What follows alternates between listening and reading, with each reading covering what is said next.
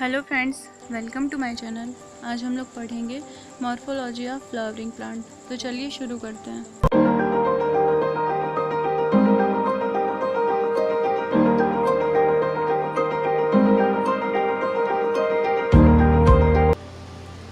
Morphology of the flowering plant में हम लोग सबसे पहले पढ़ने जा रहे हैं रूट। तो रूट्स के बारे में पढ़ेंगे, रूट कैसे डेवलप होती हैं, कैसे ओरिजिन होती है। तो in majority of the dicotyledonous plant the direct elongation of the radicle leads to the formation of the primary root. तो इन्होंने कहा है जो डाइकॉट प्लांट होते हैं उनमें जो रूट होती है वो कहाँ से निकलती है, रेडिकल से। In majority of the dicotyledonous plant the direct elongation of the radicle leads to the formation of the primary root. Primary root क्या क्या बियर करती है? प्राइमरी रूट बियर करती है लेटरल रूट। लेटरल रूट में क्या क्या आते हैं? Lateral root included secondary and tertiary root. जो रूट का ओरिजिन हो रहा है वो कहाँ से हो रहा है? रेडिकल से ओरिजिनेट हो रही है। डाइकॉट प्लांट में, मेनली डाइकॉट प्लांट में रेडिकल से ओरिजिनेट हो रही है प्राइमरी रूट। और प्राइमरी रूट जो होती है उसमें लेटरल रूट होती हैं। प्राइमरी रूट बियर करती है लेटरल रूट। लेटरल रूट में आते हैं सेकेंडरी एंड टर्शरी रूट। एक बार फिर से, in majority of the dicotyledonous plant the direct elongation of the radicle leads to the formation of the primary root. Primary roots bear lateral root. Lateral root included secondary and tertiary root. Primary root and its branches constitute the taproot system. तो ये हम लोग कौन सा system पढ़ रहे हैं? Root का टैप रूट सिस्टम पढ़ रहे हैं। अगर रेडिकल से रूट ओरिजिनेट हो रही है प्राइमरी रूट, उसके बाद primary root lateral root bear कर रही है, लेटरल रूट में सेकेंडरी और टर्शरी रूट हो रही हैं, तो ये सारा ये रूट सिस्टम होगा tap root system. In monocotyledonous plant the primary root is short lived. तो मोनोकोट प्लांट में जो प्राइमरी रूट होती है वो शॉर्ट लिव्ड होती है and is replaced by a large number of roots. और ये रिप्लेस हो जाती है, मतलब कि ये शॉर्ट लिव्ड होती है तो ये ख़त्म हो जाती है और इसमें लार्ज नंबर ऑफ रूट्स आ जाती हैं। This root originate from the base of the stem. ये रेडिकल से नहीं होती हैं, ये बेस ऑफ द स्टेम से होती हैं। तो प्राइमरी रूट जो होती है वो रेडिकल से होती है, पर ये इसमें शॉर्ट लिव्ड होती है। तो इसमें जो होती है मेन रूट जो हमें देखने को मिलती हैं वो होती हैं फाइब्रस रूट, और वो जो होती हैं बेस ऑफ द स्टेम से ओरिजिनेट होती हैं and the constitute the fibrous root system. और ये जो होता है ये फाइब्रस रूट सिस्टम किस में प्रेजेंट होता है? मोनोकॉट प्लांट में प्रेजेंट होता है फाइब्रस रूट सिस्टम। जैसे कि वीट प्लांट, ये एक मोनोकॉट प्लांट है, और हम लोग जो टैप रूट सिस्टम पढ़ रहे हैं वो डाइकॉट प्लांट में प्रेजेंट होता है tap root system. The root which arises from the part of the plant other than the radical. अगर कोई और रूट जो रेडिकल के अलावा किसी और पार्ट से अराइज हो रही है उसे हम लोग क्या कहेंगे? Adventitious root. हम लोग ने यहाँ पर कैसे रूट पढ़ी है? प्राइमरी रूट जो पढ़ी है हमने, जो कि रेडिकल से अराइज हो रही है। रेडिकल से अराइज हो रही हैं तो वो प्राइमरी रूट है, और वो जो अगर प्राइमरी रूट रहती है उसके साथ साथ वो primary root lateral root bear करती है। लेटरल रूट में सेकेंडरी और टर्शियरी रूट्स आती हैं। तो ये सिस्टम हम लोग पढ़ते हैं टैप रूट सिस्टम, जो कि डाइकॉट प्लांट का कैरेक्टरिस्टिक फीचर होता है डाइकॉट प्लांट्स की रूट का। तो डाइकॉट प्लांट में टैप रूट सिस्टम पाया जाता है। और जो मोनोकॉट प्लांट होते हैं उनमें प्राइमरी रूट जो होती है जो रेडिकल से ओरिजिनेट होती है वो शॉर्ट लिव्ड होती है, वो कुछ समय बाद ख़त्म हो जाती है और उसकी जगह बहुत सारी रूट्स निकल आती हैं।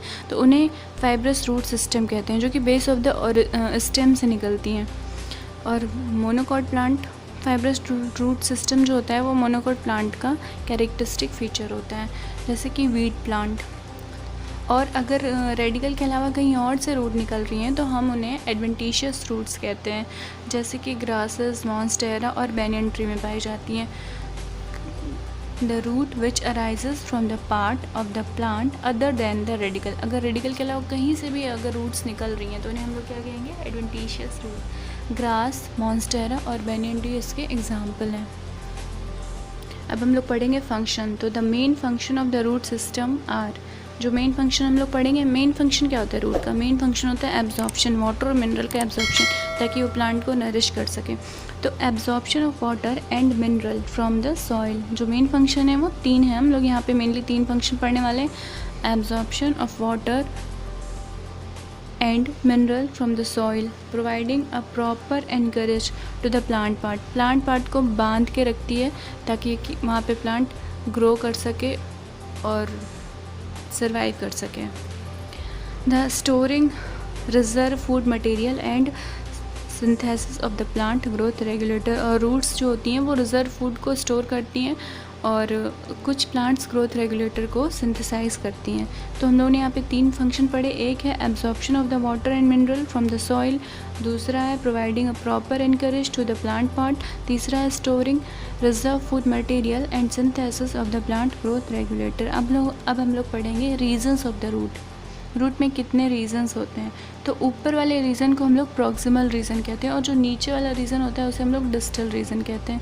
तो हम लोग नीचे से ऊपर की तरफ जाएंगे, तो नीचे से शुरू करते हैं। सबसे पहले एपेक्स होता है, जो नीचे होता है, जो रूट कैप होता है। रूट कैप एपेक्स पे होता है। रूट कैप का जो स्पेशल फीचर है वो है, रूट कैप जो होता है वो थिम्बल लाइक स्ट्रक्चर होता है। रूट कैप कैसा होता है, ये क्वेश्चन बहुत बार पूछा गया है। तो root cap thimble like structure होता है और ये किस लिए होता है, ये प्रोटेक्ट करता है tender apex of the root. It makes its way through the soil, ताकि ये सॉइल में, रूट कैप प्रोटेक्ट करता है रूट को सॉइल में इनर्वेट करने के लिए, ताकि इसकी वजह से रूट नीचे तक जा सके और रूट डैमेज ना हो, रूट का अपेक्स जो है वो डैमेज ना हो। तो ये रूट कैप जो होता है वो इसे प्रिवेंट करता है डैमेज होने से। तो रूट कैप जो होता है वो थिम्बल लाइक स्ट्रक्चर होता है, ये प्रोटेक्ट करता है tender apex of the root को। It makes its way through the soil, ये रास्ता बनाता है रूट के लिए सॉइल में। रूट कैप के प्रॉक्सिमल रीजन पे हम लोग पढ़ते हैं रीजन ऑफ मेरिस्टेमेटिक एक्टिविटी, जो कि फ्यू मिलीमीटर्स का रीजन होता है, region of meristematic activity. The cell of this region are very small. तो जो इस रीजन का फीचर है वो क्या है, ये जो सेल होती हैं इस रीजन में बहुत छोटी होती हैं, थिन वॉल्ड होती हैं विथ डेंस प्रोटोप्लाज्म। ये सेल जो होती हैं, cell of this region are very small, thin walled with dense protoplasm.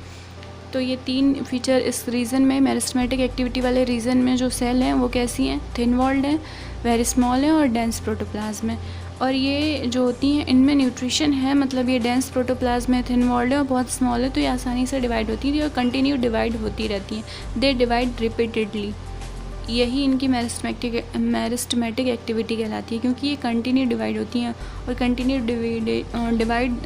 जो कंटिन्यू डिवाइडेशन होता है वो मेरिस्टेमेटिक जोन में होता है।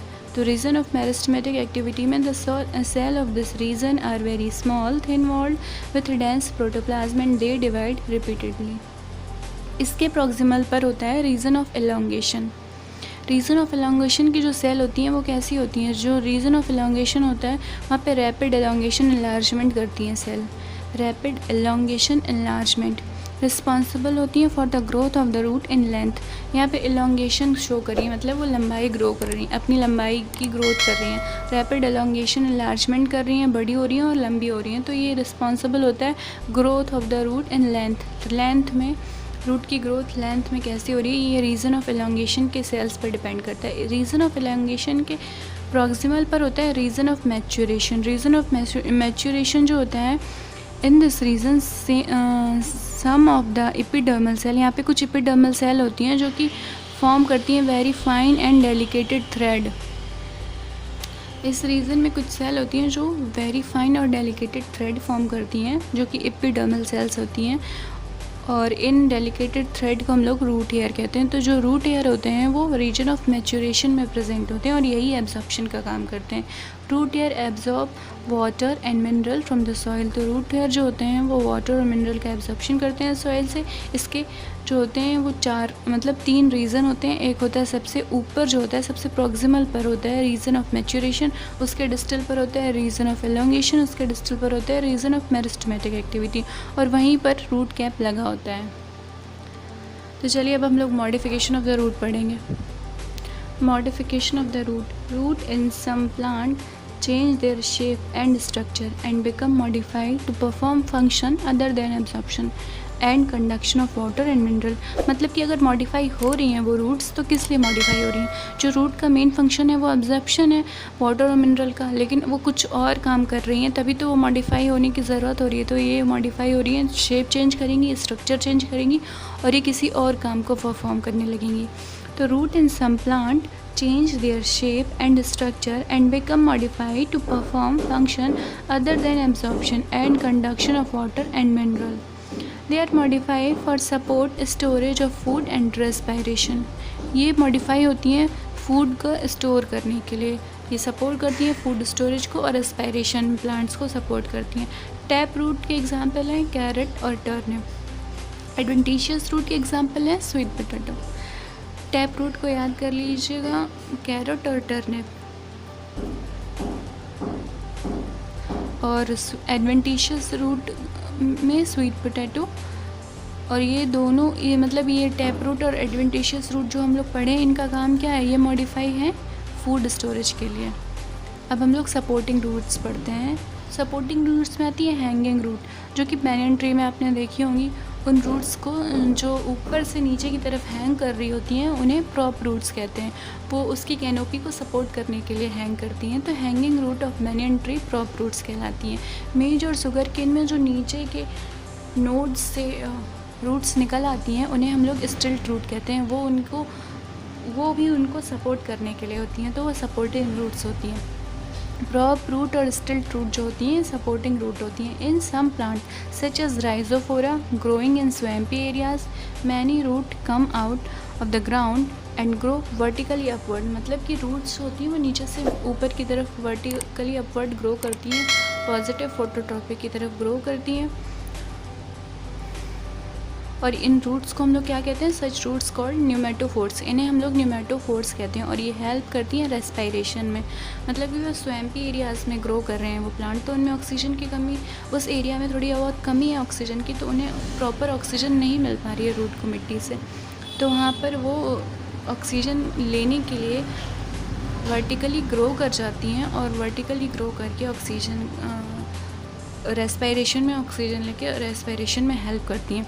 Gate oxygen for respiration. और इन रूट को, जो कि राइजोफोरा में स्पेशली इन्होंने नाम दिया राइजोफोरा, जो कि स्वैम्पी एरियाज़ में पाए जाने वाला प्लांट है, इनमें जो रूट्स होती हैं उन्हें न्यूमेटोफोर्स कहते हैं। और ये न्यूमेटोफोर्स, अगर सीधे सीधे वो पूछेंगे न्यूमेटोफोर्स किस लिए हेल्प करता है, तो न्यूमेटोफोर्स जो होता है वो रेस्पायरेशन में हेल्प करते हैं। और ये टाइप ऑफ रूट है, रूट मॉडिफिकेशन है।